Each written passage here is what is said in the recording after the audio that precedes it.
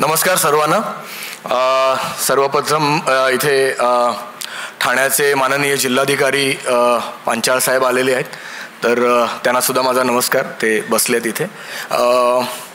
MCHI Thane त्याचे अध्यक्ष श्री सचिन मिराणी, त्यांची सगळी टीम, त्याच्यानंतर रिडेव्हलपमेंट कमिटीचे अध्यक्ष श्री महेश बोरकर, त्यांची सगळी टीम, आणि खास करून जी यूथ विंग आहे त्याच्यामध्ये निमित आहे, विभव आहे, हर्षित आहे. तर या सर्वांनी मिळून आजचा हा जो एक्सपो इथे अरेंज केलेला आहे, तर त्याबद्दल माझ्या स्वतःकडून त्यांचं खूप खूप अभिनंदन. कारण अनेक वेळा असा विषय डोक्यात यायचा, even for that matter architect असोसिएशनतर्फे, कारण मी गेली 6 वर्ष आर्किटेक्ट असोसिएशनचा चेअरमन आहे.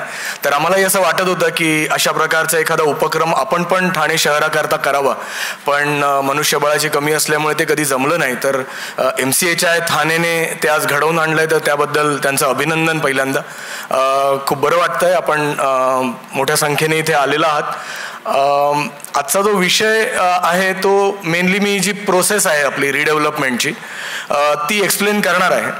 आता इथे काही मंडळी अशी असतील की ते त्यातून गेले असतील किंवा थोडी बहुत माहिती घेतलेली असेल, पण बरेचशी मंडळी मला अशी दिसत आहेत की जी पहिल्यांदाच आलेली आहे, त्यांना या प्रोसेसबद्दल माहिती नाही. तर म्हणून आपण डिटेलमध्ये ही प्रोसेस समजून घ्यायचा प्रयत्न करूया.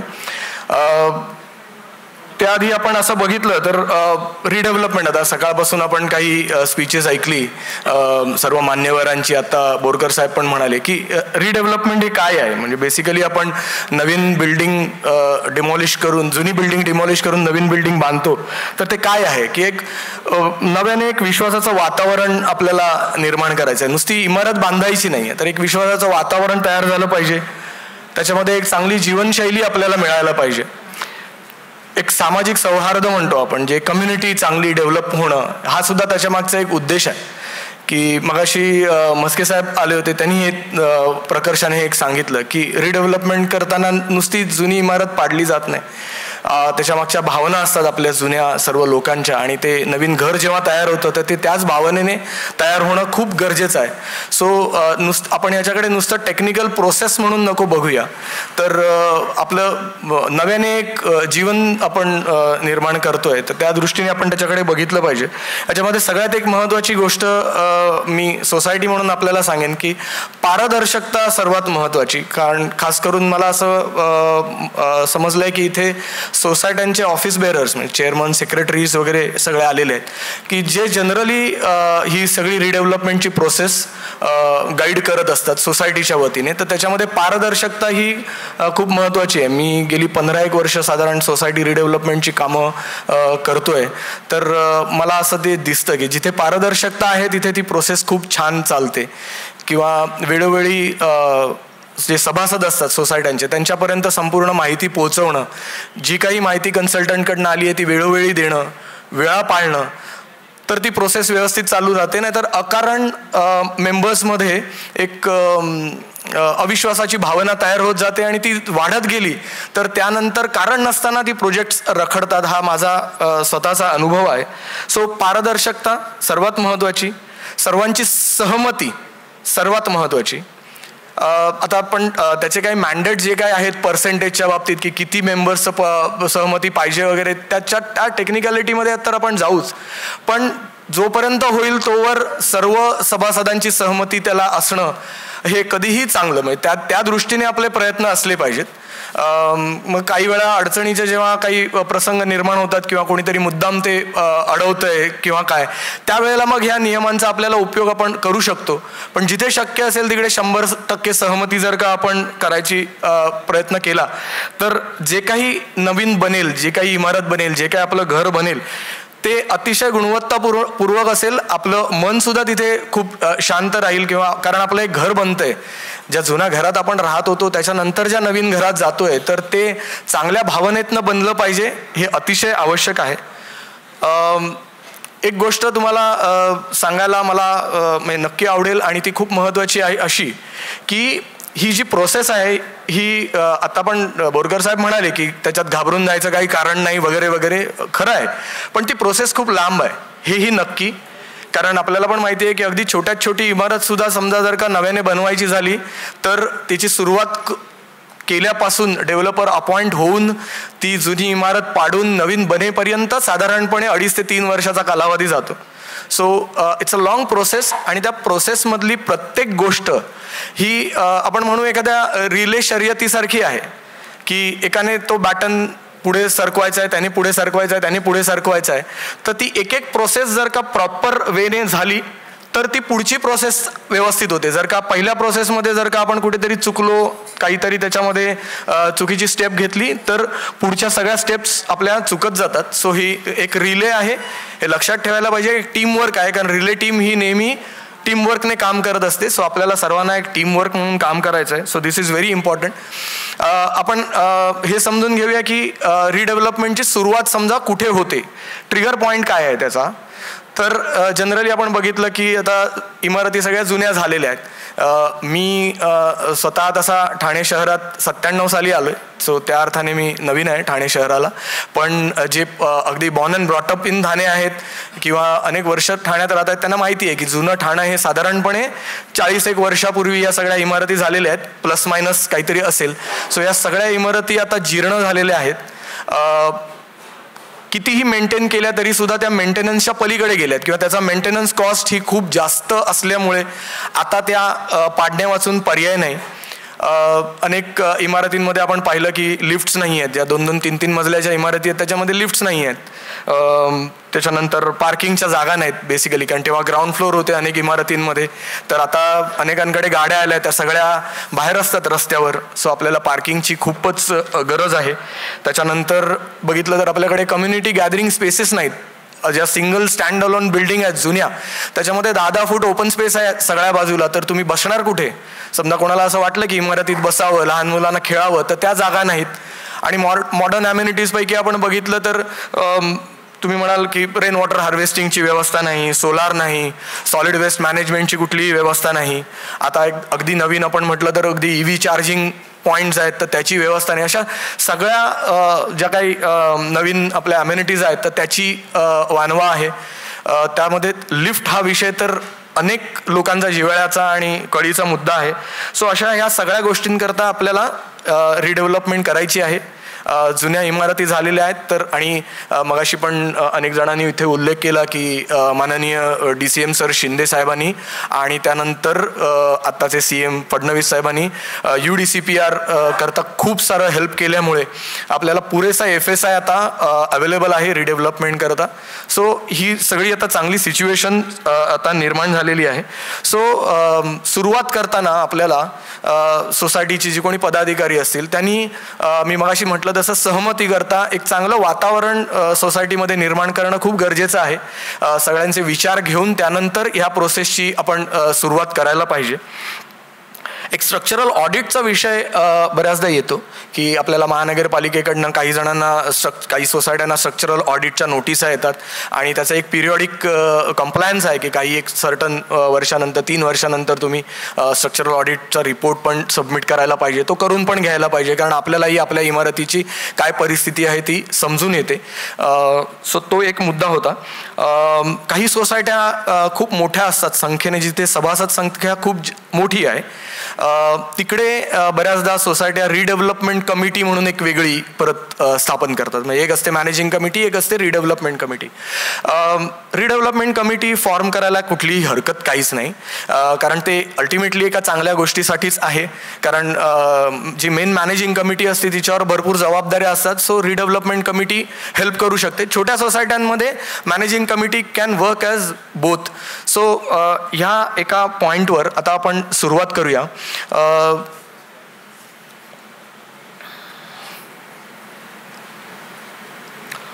मगाशी मी म्हटलं तसं की शासनाने आपल्याला महाराष्ट्र सहकारी संस्था अधिनियम 1960च्या कलम 79A फेमस आहे. तर त्याच्या अंतर्गत आपल्याला या गाईडलाईन्स ज्या दिलेल्या आहेत सोसायटी रिडेव्हलपमेंट करता, तर त्याच्याबद्दल आता आपण थोडी माहिती घेऊया.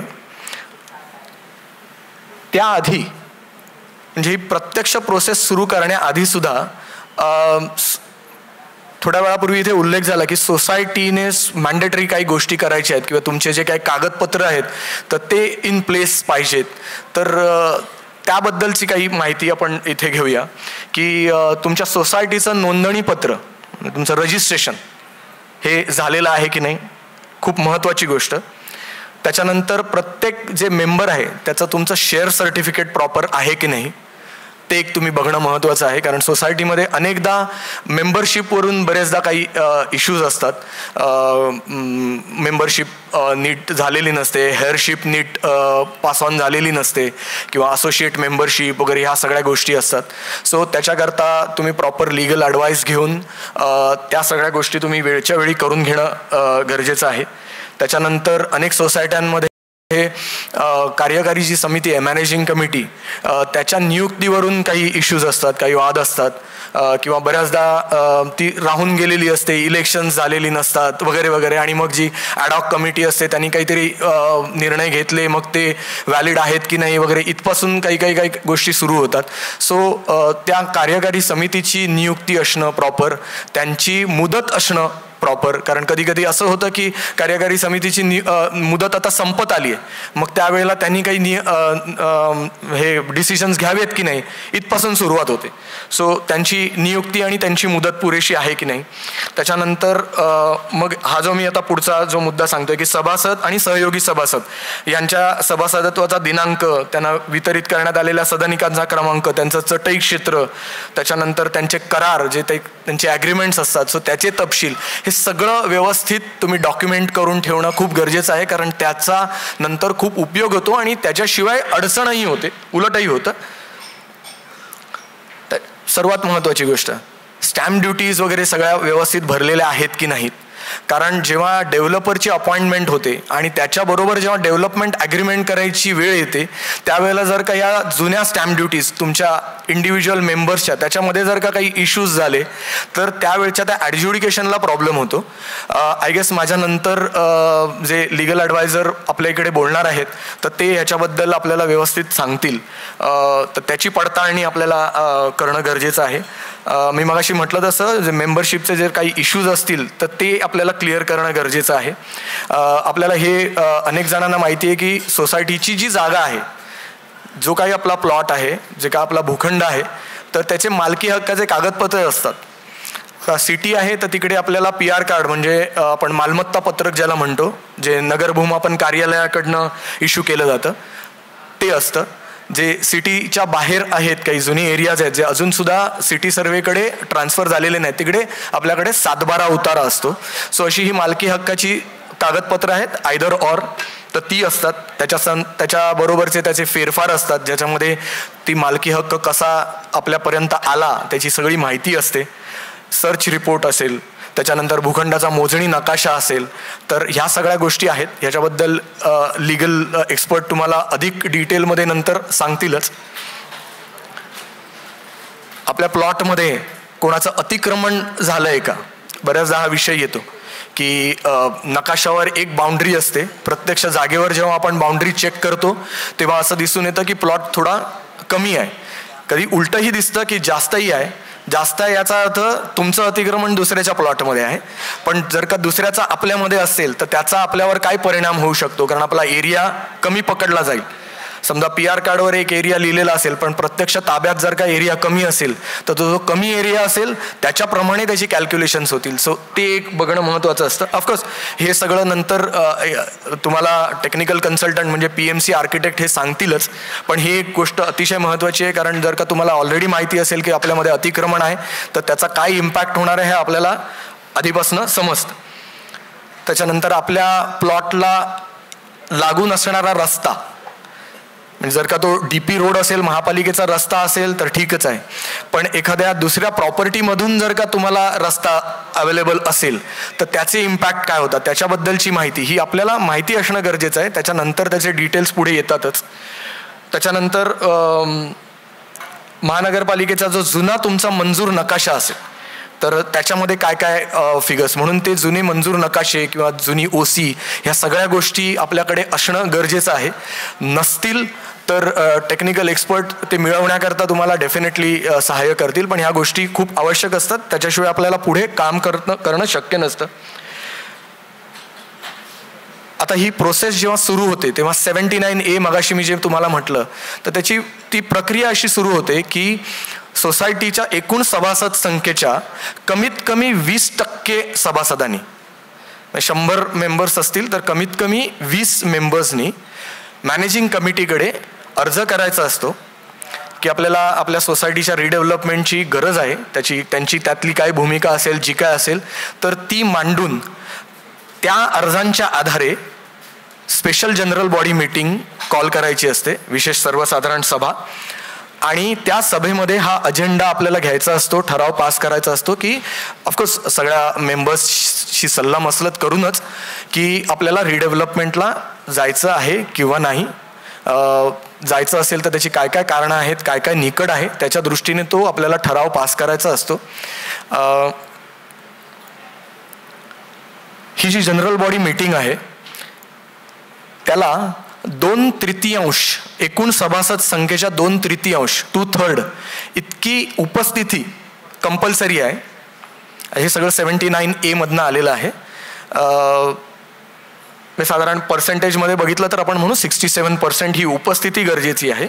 आणि एकूणच सभासद संख्येच्या 51% उपस्थित सभासदांच्या नाही. मी परत रिपीट करतोय, अंडरलाईन करतोय, दोन्हीही पर्सेंटेज जी मी सांगितली ती एकूण सभासद संख्येच्या आहे. उपस्थिती सुद्धा 2/3 67% एकूण सभासद संख्येच्या, आणि 51% सुद्धा एकूण सभासद संख्येच्या 51% लोकांनी कमीत कमी ही जर का सहमती दर्शवली रिडेव्हलपमेंटला तर तो ठराव आपला पास होतो आणि आपण पुढच्या प्रोसेसला जाऊ शकतो. एक रेकमेंडेशन असं आहे की त्याच जनरल बॉडी मीटिंगमध्ये आपण हा सुद्धा एक ठराव करून घ्यावा की ही जी काही रिडेव्हलपमेंट प्रोसेस आपल्याला करायची आहे त्याच्याकरता आपण प्रकल्प व्यवस्थापन सल्लागार म्हणजे प्रोजेक्ट मॅनेजमेंट कन्सल्टंट, जो 79A मध्ये त्यांनी असं म्हटलेलं आहे आर्किटेक्ट PMC, तर तो प्रोजेक्ट मॅनेजमेंट कन्सल्टंट आपण अपॉइंट करावा. त्याकरता त्यांच्याकडनं आपण त्यांचे जे काही ऑफर्स असतील, त्यांची इच्छापत्र असतील ती मागवावीत. असा ठराव त्या याच्यात पास केलात की त्यानंतर आपण हे असे ठराव आपण त्यांच्याकडनं PMCs कडनं मागवू शकतो. सो एकदा की हे आता त्याच्यात सुद्धा तुम्हाला कमीत कमी 3 असे त्यांच्याकडच्या इच्छापत्र 3 PMCs कडनं मागवायचे आहेत कमीत कमी, सो दॅट तुम्हाला त्यातून एकाची निवड करायची आहे. इथे मला थोडंसं आपल्याशी खूप महत्त्वाचं बोलायचं आहे या PMCच्या अपॉइंटमेंटच्या बाबतीत. सकाळी पण कोणीतरी त्यांच्या भाषणामध्ये याचा उल्लेख केला. इथे आपल्याला सोसायटीच्या बाहेरची 2 माणसं निवडायची आहेत, आपण लक्षात घेऊया. 2, खरं तर तिसरं पण आहे, आपल्याला लिगल ॲडवायझर पण नेमायचा आहे.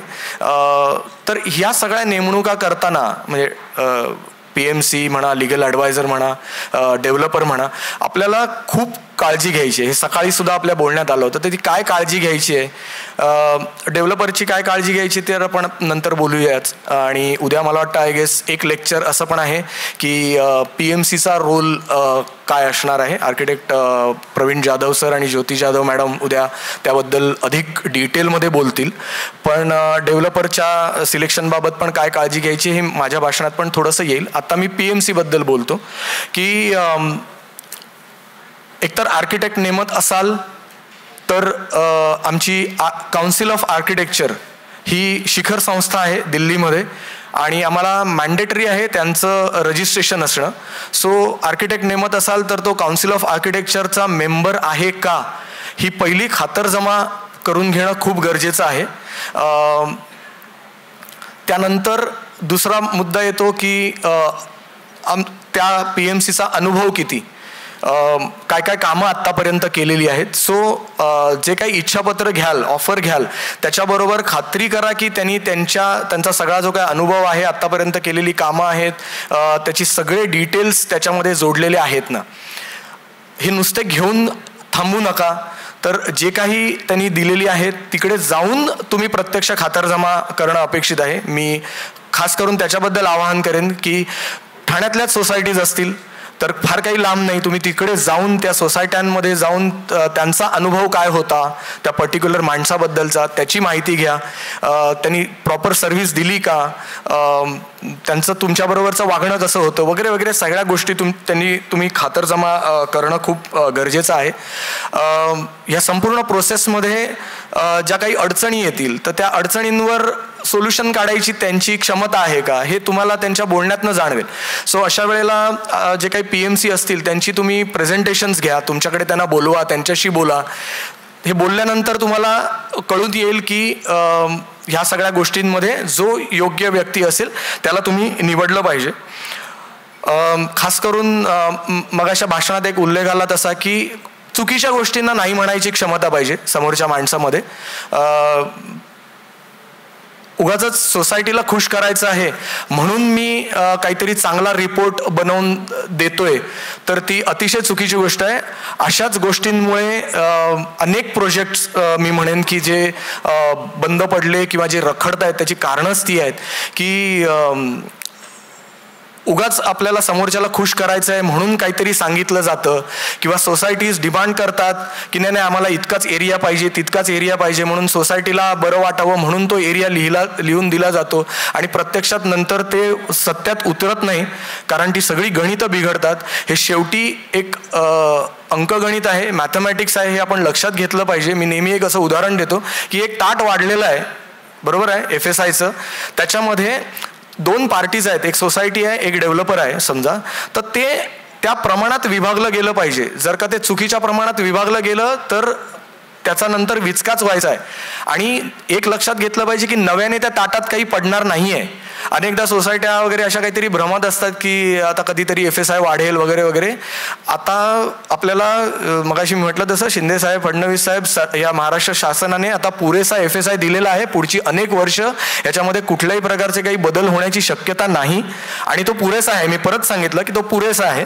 सो त्या भ्रमात आपण राहता नाही. So coming back to PMC's appointment की खरं तर प्रोजेक्ट मॅनेजमेंट कन्सल्टन्सी आपण जेव्हा म्हणतो तेव्हा त्याच्या मागचा विचार समजून घेतला पाहिजे. याचं प्रकल्प व्यवस्थापन सल्लागार आहे तो. नुसतं FSIचं कॅल्क्युलेशन करणं किंवा नुसती इमारत बांधणं इतपत नाही आहे. त्यांना अनेक कन्सल्टंट्सना सोबत घेऊन ते काम करायचं आहे, ती इमारत उभी राहायला पाहिजे. सो त्यांची ती क्षमता असली पाहिजे की हा सगळा डोलारा he is the captain of that boat. आणि इनफॅक्ट डेव्हलपरची सुद्धा संपूर्ण एवढी इन्व्हेस्टमेंट आहे तर त्याची सुद्धा जबाबदारी त्या प्रकल्प व्यवस्थापन सल्लागारावर आहे. आणि ॲट द सेम टाइम जे काही सोसायटीतले लोक आपलं जुनं घर सोडून बाहेर जाणार आहेत त्यांना त्यांच्या नवीन घरात परत आणण्याची पण जबाबदारी त्याचीच आहे. सो ही फार मोठी जबाबदारी आहे. सो ती पेलण्याची ताकद खरोखर त्या PMCमध्ये आहे का हे आधी तुम्ही पहिल्यांदा तपासून बघितलं पाहिजे. त्याकरता तुम्ही पुरेसा वेळ घेतला पाहिजे, पुरेशी माहिती घेतली पाहिजे. तर या दृष्टीने तुम्ही जेव्हा त्या PMCच्या ऑफर्सचा अभ्यास कराल त्याच्यानंतर तुम्ही PMCची नेमणूक कराल. एकदा PMCची नेमणूक झाली की त्याचं पहिलं काम आहे की त्यांनी तुमच्याकडे जे काही अवेलेबल डॉक्युमेंट्स आहेत, जुने प्लॅन्स असतील, मी मगाशी म्हटलं तसं मालकी हक्काचे कागदपत्र असतील, जे काय असतील त्याचा अभ्यास करायचा आहे पूर्णपणे.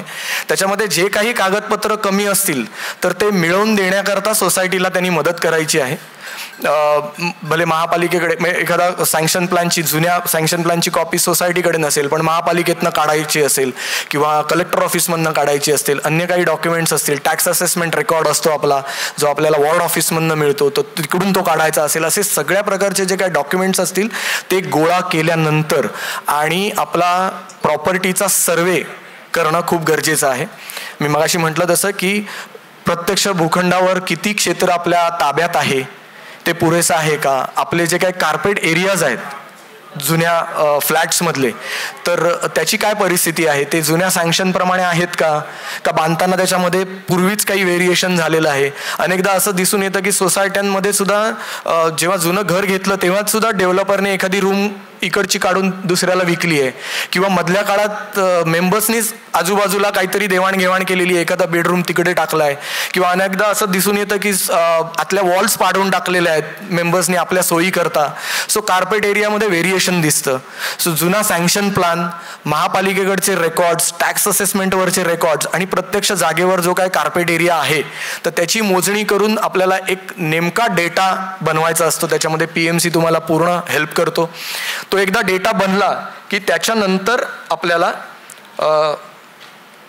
प्रोजेक्ट फिजिबिलिटी रिपोर्ट, ज्याला आपण व्यवहार्यता अहवाल म्हणतो, हा खूपच महत्त्वाचा डॉक्युमेंट आहे की ज्याच्यामध्ये तुमच्या प्लॉटचा एरिया जो काही आता आपल्याला विचारात घ्यायचा आहे, पूर्ण असेल तर पूर्ण, कमी असेल तर कमी, जो काय असेल तो किती आहे, त्याच्यावर आजच्या UDCPR प्रमाणे अवेलेबल असलेला FSI किती, त्याच्याप्रमाणे साधारण किती बांधकाम होऊ शकणार आहे नवीन इमारतीमध्ये, त्यामध्ये तुमचं सध्याचं असलेलं क्षेत्रफळ, चटई क्षेत्रफळ, प्युअर कार्पेट एरिया तुमच्या वापरातला तो किती आहे, त्याच्या आधारे गणित करून तुम्हाला इथे नवीन किती एरिया एक्स्ट्रा मिळू शकतो, रेंट काय मिळू शकतो, कॉर्पस फंड काय मिळू शकतो का, अन्य अम्युनिटीज काय मिळू शकतात, ट्रान्सपोर्टेशनचे चार्जेस काय मिळू शकतात, वगैरे वगैरे, ह्या सगळ्या गोष्टी त्या प्रोजेक्ट फिजिबिलिटी रिपोर्टमध्ये येतात.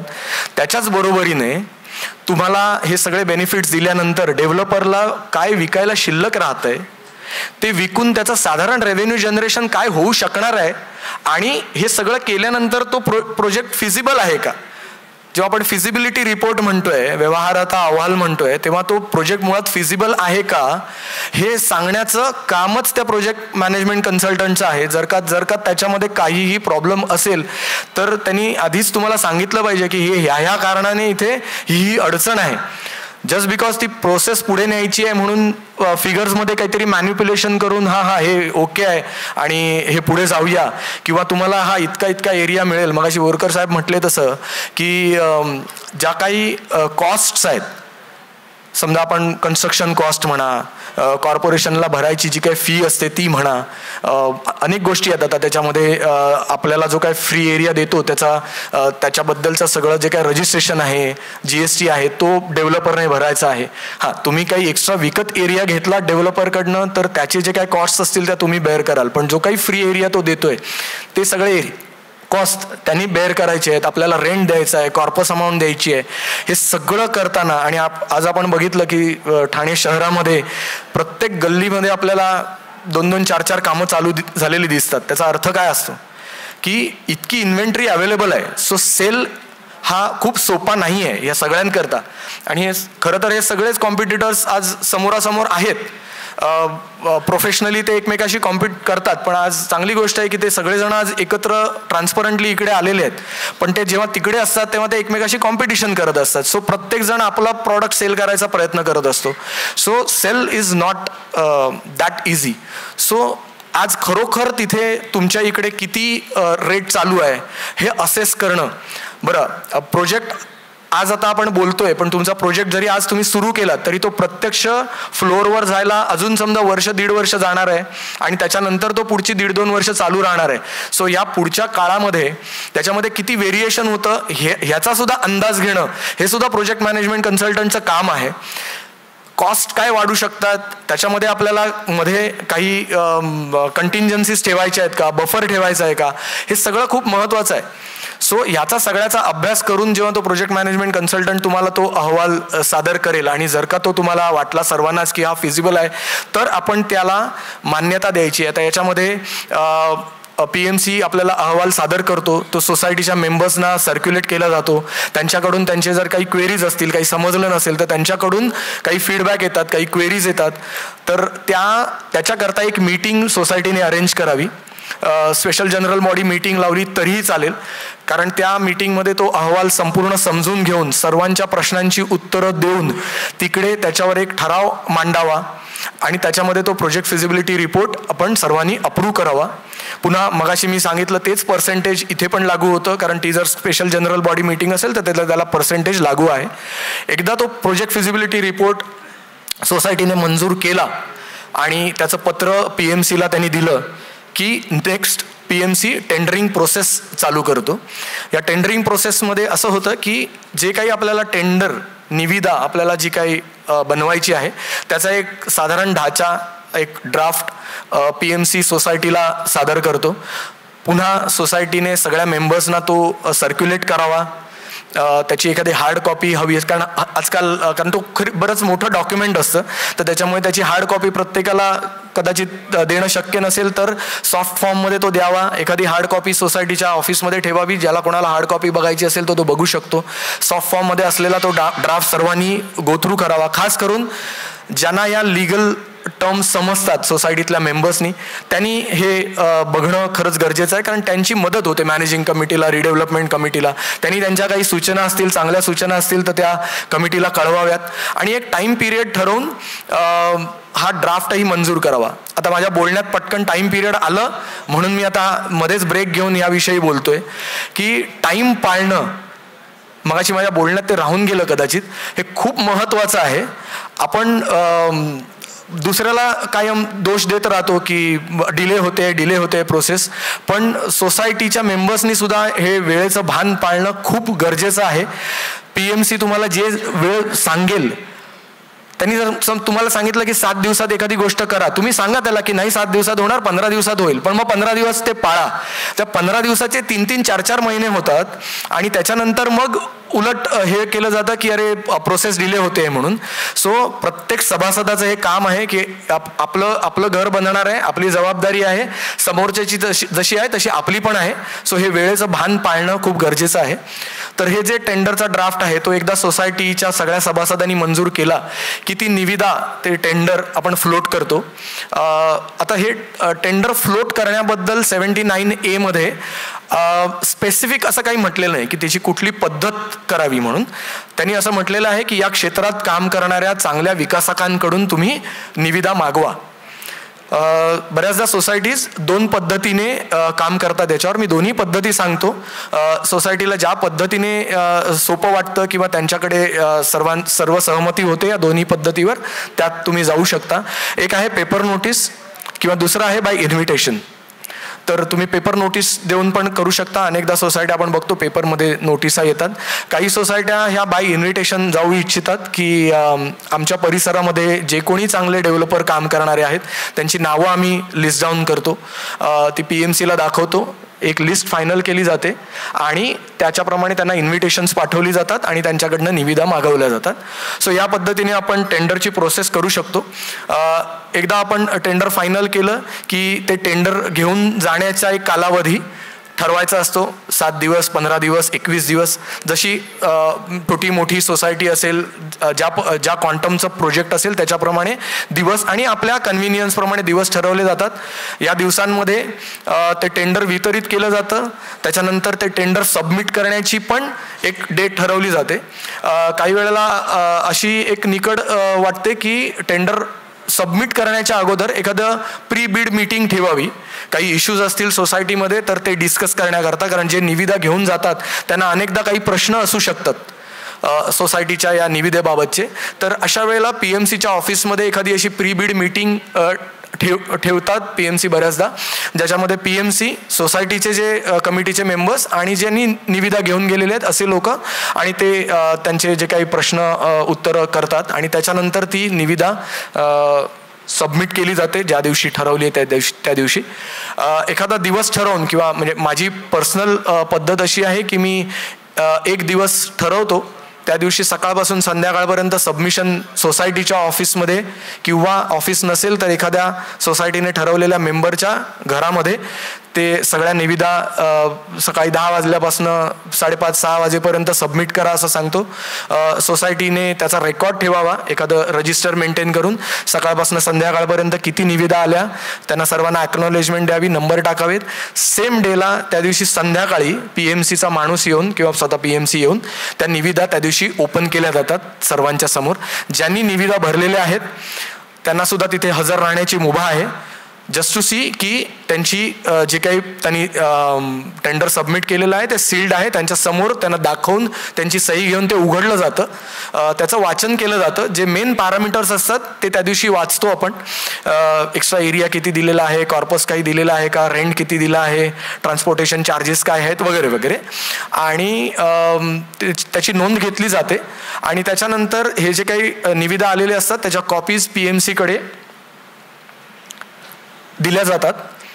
PMC ह्या सगळ्याचा अभ्यास करून साधारणपणे एक 2 ते 3 आठवड्यात जितक्या संख्येने निविदा आलेल्या असतील त्या संख्येवर ते अवलंबून आहे तो वेळ, की त्याचा एक कंपॅरेटिव्ह ॲनालिसिस म्हणतो आपण त्याला, तो एक तुलनात्मक तक्ता आपण म्हणू, तर तो सादर करायचा असतो सोसायटीला, ज्याच्यामध्ये आपल्याला हे दिसून येतं एकाच पेजवर की जे कोणी डेव्हलपर्स आलेले आहेत 4, 6, 8, 10 जितके असतील, त्याच्याहीपेक्षा मोठी संख्या असेल तर त्यांनी काय काय दिलेलं आहे हे आपल्याला एका चार्टमध्ये समजतं आणि आपल्याला सरळ त्याचं कंपॅरिझन करता येतं.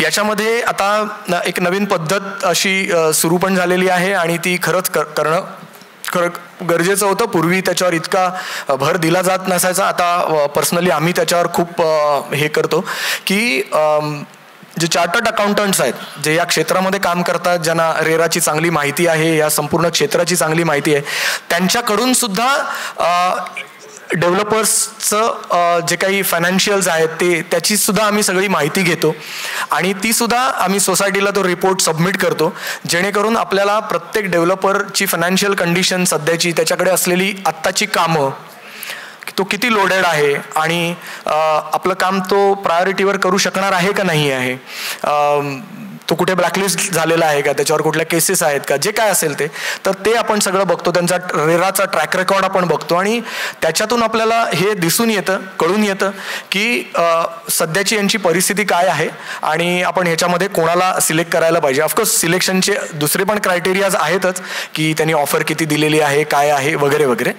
सो हे एकदा कंपॅरेटिव्ह ॲनालिसिस झालं की साधारण आपण त्याच्यातून काही एक शॉर्ट लिस्टिंग करू शकतो की आपल्याला जो काही मिळालेला ऑफर आहेत ती आणि ह्यांचे सगळा जो काही ॲनालिसिस आहे त्याच्यातून आपल्याला साधारणपणे एक 3, 4, 5 डेव्हलपर्स बरोबर ही प्रोसेस आपल्याला पुढे नेता येऊ शकेल. असं एकदा शॉर्ट लिस्टिंग आपण केलं की या डेव्हलपर्स बरोबर आपण इंटरॅक्शन करू शकतो.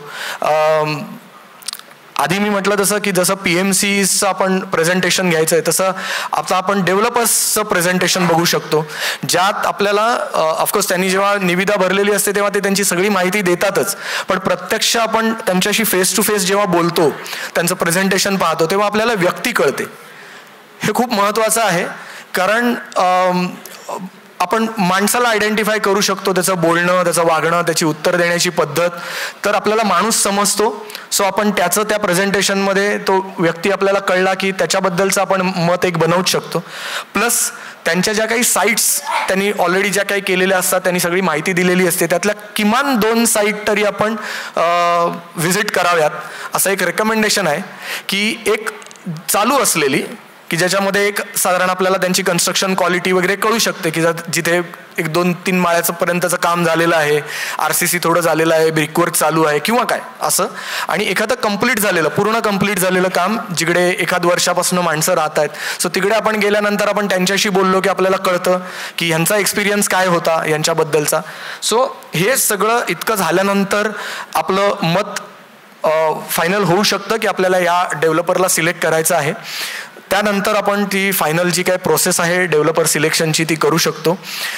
79A मध्ये सांगितल्याप्रमाणे, आणि आत्ताच मला वाटतं एक 8-10 दिवसापूर्वी किंवा 15 दिवसापूर्वी पेपरमध्ये एक बातमी पण आली होती, तुम्ही ऐकली असेल सर्वांनीच, की माननीय उच्च न्यायालयाने एक वर्डिक्ट दिलेला आहे की आपल्याला जे DDR आहेत त्यांच्या रिप्रेझेंटेटिव्हला या मीटिंग करता कॉल करायचा आहे. आता त्याच्याबद्दलचं एक परिपत्रक पण आलेलं आहे. तर मगाशी कलेक्टर साहेबांनी सांगितल्यानुसार आता ते एक आणि MCHI मिळून एक बुकलेट बनवणार आहे सगळ्या या GR बद्दलचं. त्याच्यामध्ये ते परिपत्रक पण निमित्त वो सर्क्युलर जो आया है उसको भी उसमें डालेंगे, क्योंकि उसमें उन्होंने क्लियरली लिखा है, त्याच्यामध्ये त्यांनी असं स्पष्टपणे म्हटलेलं आहे की सोसायटीकडून DDRचा रिप्रेझेंटेटिव्ह बोलवावा याकरता पत्र गेल्यानंतर सोसायटीकडून त्यांनी 14 दिवसामध्ये तो नियुक्त करावा म्हणून. तर हे खूप महत्त्वाचं आहे. आणि NOCची गरज नाही असं आता वर्डिक्ट आलेला आहे. सो आपल्याला यांना बोलवायचं आहे, त्यांच्या प्रेझेन्समध्ये आपल्याला ती मीटिंग कंडक्ट करायची आहे ज्याच्यामध्ये ते वोटिंग घेतात. आपण जे कोणी शॉर्टलिस्ट केलेले डेव्हलपर असतील किंवा सगळे डेव्हलपर असतील त्यांची नावं आपल्याला त्यांना कळवायची असतात. त्याच्यानुसार ती बॅलेट पेपर तयार होतो, त्याच्यामध्ये सगळ्या डेव्हलपर्सची नावं असतात आणि त्याला आपल्याला वोटिंग करून त्यांच्यासमोर ट्रान्सपरंटली ते त्या दिवशी आपल्याला डेव्हलपर सिलेक्ट करायचा आहे. त्याही मीटिंगला पुन्हा मगासच पर्सेंटेज लागू आहे. 2/3 मेंबर्स हजर पाहिजेत कंपल्सरी आणि 51% लोक, पूर्ण सभासद संख्येच्या किमान 51% लोकांनी एकमताने त्या एका डेव्हलपरची नेमणूक करायची आहे. एकदा तो डेव्हलपर त्याची निवड केलीत की त्याच्यानंतर ही सगळी पुढची प्रोसेस चालू होते. मी अगोदर सांगितलं तसं जे सगळे पेपर्स आहेत ते आपल्याला डेव्हलपरकडे द्यायचे असतात. सो त्यांचे जे लीगल ॲडवायझर्स असतात ते ह्या सगळ्या कागदपत्रांची छाननी करून त्याच्यात काही कमी जास्त असेल, त्यांना काही लागणारं असेल तर ते आपल्याला कळवतात. ह्या स्टेजला सोसायटीकडून एक लीगल ॲडवायझर अपॉइंट करावा असं माझं एक पर्सनल रेकमेंडेशन नेहमी असतं. कारण डेव्हलपरकडनं जे एक डेव्हलपमेंट ॲग्रीमेंट आपण म्हणतो आणि त्याचं पॉवर ऑफ अटर्नी आणि तुमच्या बरोबर करायचं जे इंडिव्हिज्युअल ॲग्रीमेंट आहे PAAA आपण ज्याला म्हणतो ते, अशा ज्या 3 ॲग्रीमेंट्सचा जो काही ड्राफ्ट असतो तर त्यातला लीगल पार्ट सोसायटीच्या वतीने बघण्याकरता एखादा लीगल ॲडवायझर सोसायटीने अपॉइंट करावा. बाकी PMC तुमच्यासोबत असतोच टेक्निकल गोष्टी सगळ्या समजून घ्यायला. सो हे DA आणि POA हे एका बाजूला होत राहतं सायमल्टेनियसली त्याच वेळेला, कारण हे सगळं होईपर्यंत साधारणपणे कमीत कमी 3 ते 4 महिन्याचा कालावधी जातोच जातो. तर ते होईपर्यंत एका बाजूला पॅरलली नवीन इमारतीचा प्लॅन बनवण्याची प्रक्रिया सुरू होते. सो तो सुद्धा मधल्या काळामध्ये एकदा प्लॅन बनला, मेंबर्सचा प्लॅन बनला. कारण तो प्लॅन बनतो कसा की डेव्हलपरने जी काही तुम्हाला ऑफर दिलेली आहे ॲडिशनल एरिया, म्हणजे तुमचा ओरिजिनल एरिया किती होता, तुमचा ॲडिशनल एरिया त्यांनी जो काय ऑफर केलेला आहे तो होऊन किती एरिया बनतो आहे, त्यात काही मेंबर्सनी समजा जर का ॲडिशनल एरिया डेव्हलपरकडनं विकत घेतला, बऱ्याचदा डेव्हलपर त्याकरता सोसायटीच्या मेंबर्सना काही एक कन्सेशनल रेट पण ऑफर करतात. निविदेमध्ये तो एक प्रश्न असतो की मेंबर्सना काही कन्सेशनल रेटमध्ये तुम्ही एरिया देणार का आणि त्याचं एक्सटेंड किती असणार. नाही तर उद्या सोसायटी म्हणेल की संपूर्णच एरिया आम्ही खरेदी करतो कन्सेशनल रेटमध्ये, तर तसं होत नाही. सो डेव्हलपरचं एक एक्सटेंट असतं कन्सेशनल रेटमध्ये तुम्हाला तो इतका एरिया देऊ इच्छितो, तर तो असं ह्याची सगळ्याची बेरीज करून एक टेबल बनवलं जातं. सो तिथे मेंबर्सच्या एरियाचं टेबल जेव्हा बनतं त्याच्यानंतर काय प्रकारचे फ्लॅट्स बनणार ह्याचं एक साधारण चित्र आर्किटेक्टच्या मनामध्ये तयार होतं. डेव्हलपर त्याची जी काही इच्छा असेल, त्याच्या ज्या काही रिक्वायरमेंट्स असतील एरियाच्या फ्लॅट्सच्या त्या सांगतो आणि अशी सगळ्याची सांगड घालून एक नकाशा बनवला जातो प्रिलिमिनरी. तो डेव्हलपरला आणि सोसायटीच्या सभासदांना दिला जातो. त्याच्यावर सभासदांची जे काही सूचना असतील, चांगल्या सूचना असतील, काही बदल असतील करायचे तर ते करून मग हे असं 2-3 वेळा टू अँड फ्रो होऊच शकतं. त्याच्यातून सर्वसहमतीने जो काही एक प्लॅन बनतो फायनल, तर तो सोसायटीने अप्रूव्ह करून द्यायचा असतो की हा प्लॅन फायनल आहे. त्याच्याचनुसार मग फायनल अप्रुव्हलची ड्रॉइंग्स बनतात. अप्रुव्हलची ड्रॉइंग्स म्हणजे महानगरपालिकेमध्ये सबमिशन जे करावं लागतं प्रपोजल करता त्याच्याकरता एक वेगळ्या प्रकारची आकडेमोड असलेली जी काही ड्रॉइंग्स असतात तर ती बनवली जातात आणि तुमचं रजिस्टर झालेला development agreement, power of attorney आणि अन्य कागदपत्र आणि हा प्लॅन हे सगळं तुमचं अप्रुव्हलसाठी ठाणे महानगरपालिका, आता आपल्याकरता ठाणे महानगरपालिका आहे, तर तिकडे हे सगळं सबमिट होऊन, आता मगाशी पण उल्लेख आला की BPMS म्हणून एक सिस्टम आहे जी कम्प्युटराइज सिस्टम आहे कम्प्लिटली, ज्याचं स्क्रुटिनीच्या प्लॅनची ही कम्प्लिटली कम्प्युटराइज होते. सो महाराष्ट्र शासनाने हा एक खूप चांगला उपक्रम केला आणि आज बेंडाळे साहेब आपल्यामध्ये आहेत, तेही त्यांच्या भाषणात सांगतील.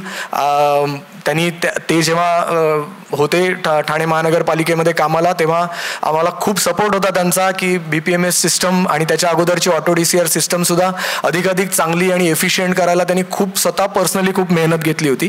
सो ह्या सिस्टममध्ये तो प्लॅन जेव्हा पास होतो त्याला अप्रुव्हल मिळतं एकदा प्लॅन पास झाला की पहिलं काम असतं डेव्हलपरचं की रेराचं रजिस्ट्रेशन करणं.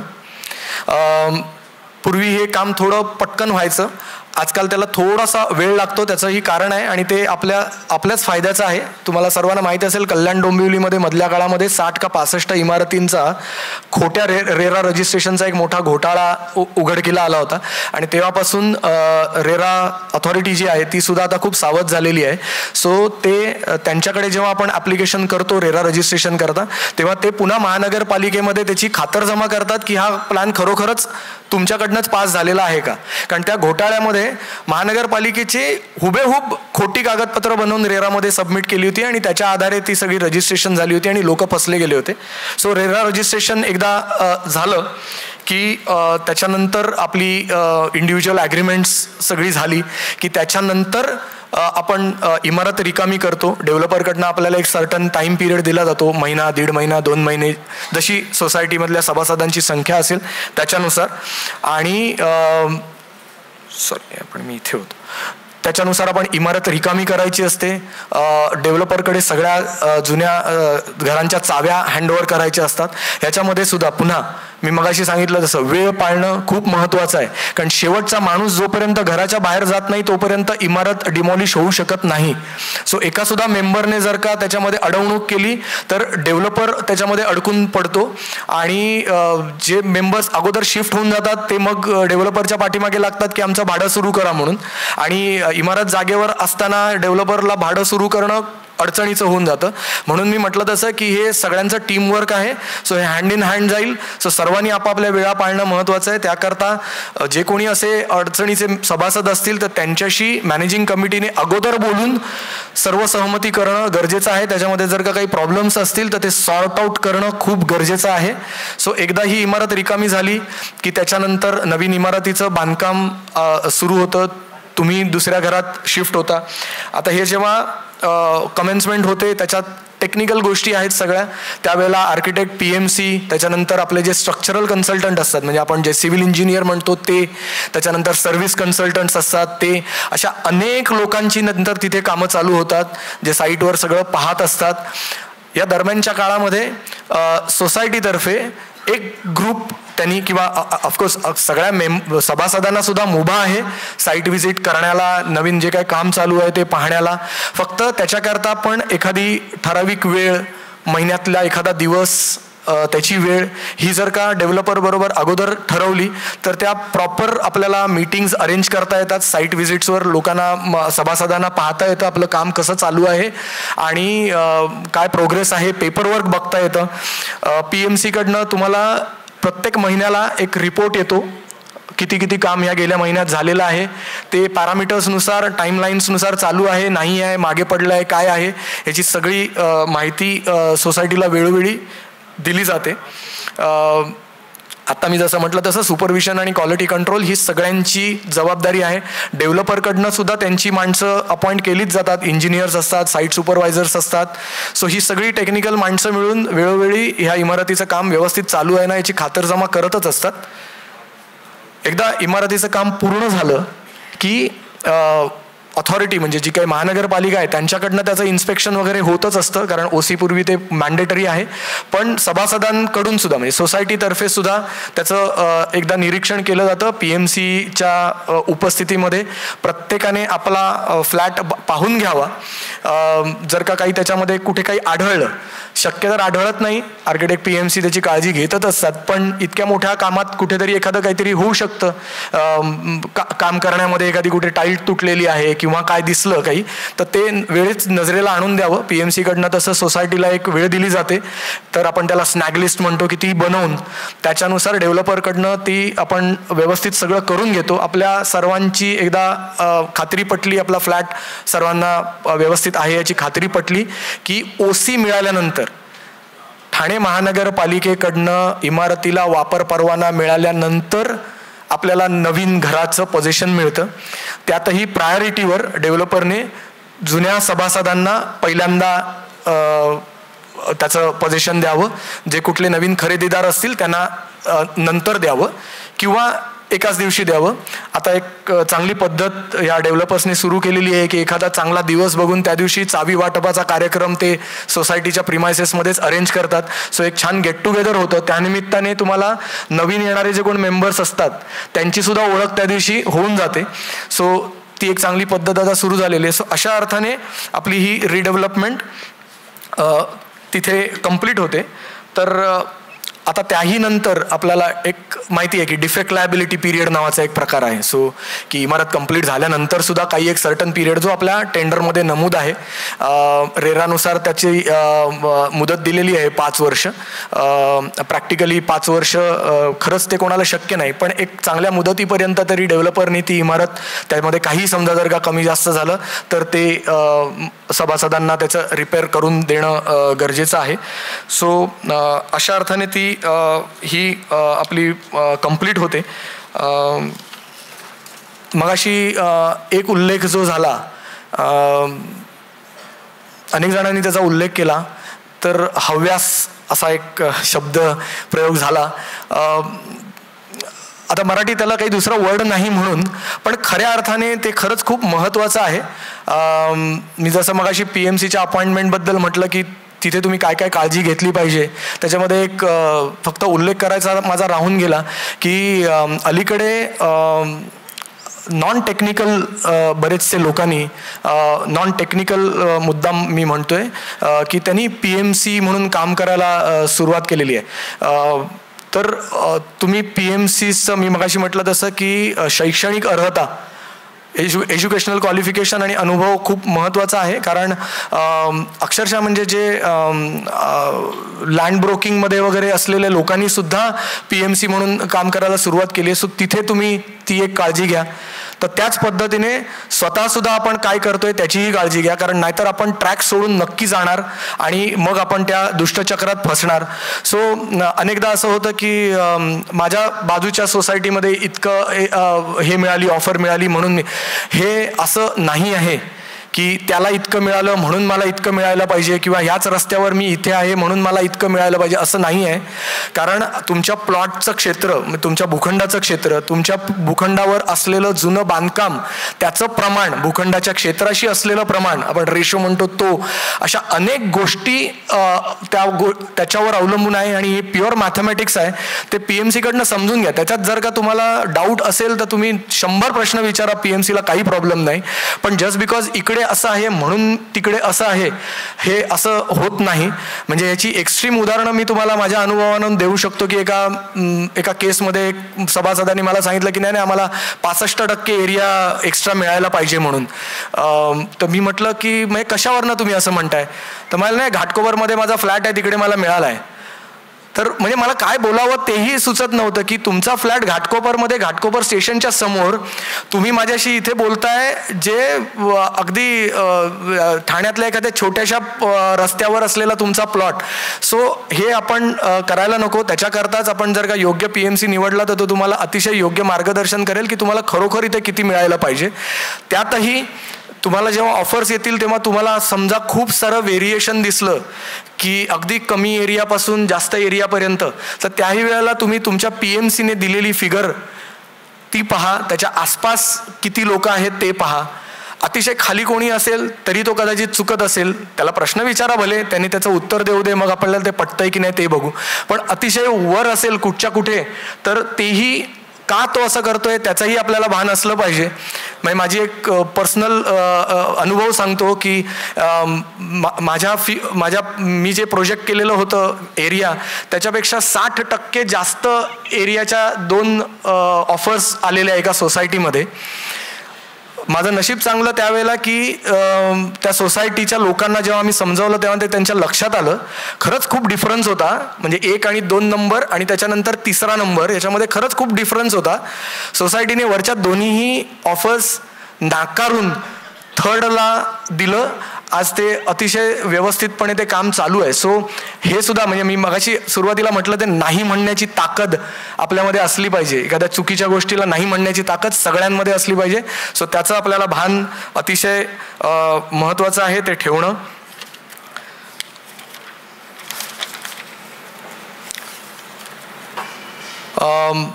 माझ्या प्रेझेंटेशनच्या एंडला मी एवढंच म्हणेन की आपल्याला ना इथे एक दोघांची एक कोणाशी अशी स्पर्धा नाही करायची.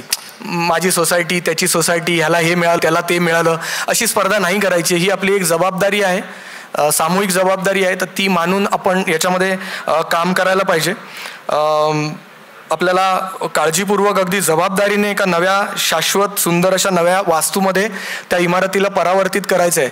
सो सकाळच्या भाषणात सुद्धा जितूबाईंच्या पण बोलण्यात आलं, अजय भाई सुद्धा म्हणाले की एक हे इमोशनल बॉन्डिंग आहे. डेव्हलपर डेफिनेटली आलेलाच आहे पैसे कमवायला, त्याच्याबद्दल तर काही वादच नाही. हा बिझनेस आहे, सो पैसे कमवायचे नसतील तर ते कशाला इथे असतील. पण त्याच्या बरोबरीने त्यांची सुद्धा इमोशनल अटॅचमेंट इथे असते, ती दिसते त्यांच्या कामामध्ये की खरोखर इमारत चांगल्या पद्धतीने पूर्ण झाल्यानंतर तो आनंद त्यांच्या देहबोलीमध्ये दिसतो, त्यांच्या चेहऱ्यावर दिसतो, त्यांच्या बोलण्यामध्ये पण दिसतो. आणि तो नंतर सुद्धा आम्हाला जाणवत राहतो. किंवा कारण ते अभिमानाने सांगतात की मी मगाशी म्हटलं तसं की एखादी कंप्लीट झालेली इमारत पण आपल्याला बघायची आहे, तेव्हा तो डेव्हलपर हक्काने सांगतो की इकडे जा, माझी चौकशी करा बिंदास, काही प्रॉब्लेम नाही तुम्हाला. तर त्याकरता सुद्धा त्यांची सुद्धा इमोशनल अटॅचमेंट असते, तर ती आपली पण असली पाहिजे. आणि एक महत्त्वाचं असं आहे की जो तुमचा प्लॉट आहे त्याचे तुम्ही मालक आहात. मगाशी कोणीतरी सकाळी म्हटलं की यू आर नॉट टेनंट, अजयभाई म्हणाले you are not tenant. Actually नाही, तुम्ही सगळेजण इक्वल मालक आहात त्याचे. सो या रिडेव्हलपमेंट प्रोसेसमध्ये तुम्ही डेव्हलपर बरोबर पार्टनर आहात. तुम्ही तुमचे पैसे लावत नाही आहात, पण जमीन तुमची आहे. सो दोघांनी मिळून ते एकत्र काम करायचं आहे, दोघांनी मिळून ती वास्तू चांगल्या पद्धतीने तयार करायची आहे. सो सोसायटी, सभासद, PMC, आर्किटेक्ट, विकासक, सरकार, त्यातले अधिकारी हे जेव्हा समन्वयाने एकत्र काम करतात तेव्हा पुनर्विकास ही एक निव्वळ प्रक्रिया राहत नाही, तर तो एक संपन्न वारसा बनतो. It's a legacy. आणि जो आपण नवीन पिढीकडे आपल्याला सोपवायचा आहे. तर हे सर्वांनी ध्यानात ठेवा. तुमचे काही प्रश्न असतील तर कमिटीकडे MCHIच्या द्या. धन्यवाद.